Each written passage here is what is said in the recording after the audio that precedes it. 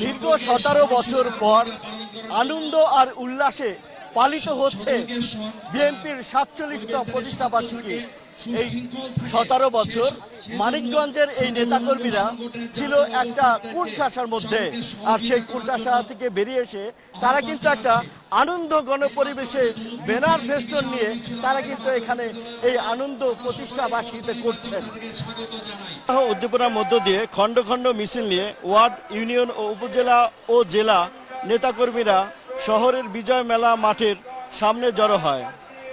ধানের শীষ, banner festoon সহ নানা সাজে সজ্জিত হয়ে 17 বছর পরে 47তম বিএনপির প্রতিষ্ঠাবার্ষিকী উপলক্ষে মানিকগঞ্জে বিজয় মেলা মাঠ থেকে বের হয় একটি আনন্দ মিছিল। আনন্দ মিছিলটি শহরের শহীদ রফিক সড়ক প্রদক্ষিণ করে মানিকগঞ্জ বাস স্ট্যান্ডের সামনে সমাবেশ করে। এ সময় এই আনন্দ মিছিলে ঢাক ঢোল বাজিয়ে নেতাকর্মীদের ঢল নামে। এতে বিএনপির বিভিন্ন অঙ্গ সংগঠন নেতাকর্মীরা অংশগ্রহণ করে।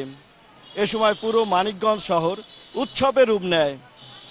দীর্ঘদিন পরে আনন্দ ঘন পরিবেশে আনন্দ মিছিল করতে পেরে গর্বিত নেতাকর্মীরা।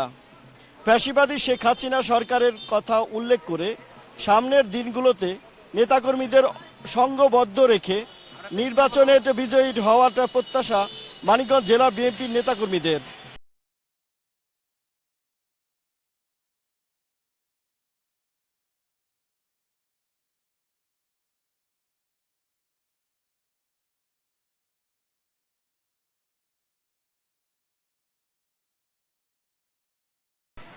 নেতাকর্মীদের এমন উল্লাস এবং আনন্দ ফেস্টুন ব্যানারে সজ্জিত হয়েছে পুরো মানিকগঞ্জ।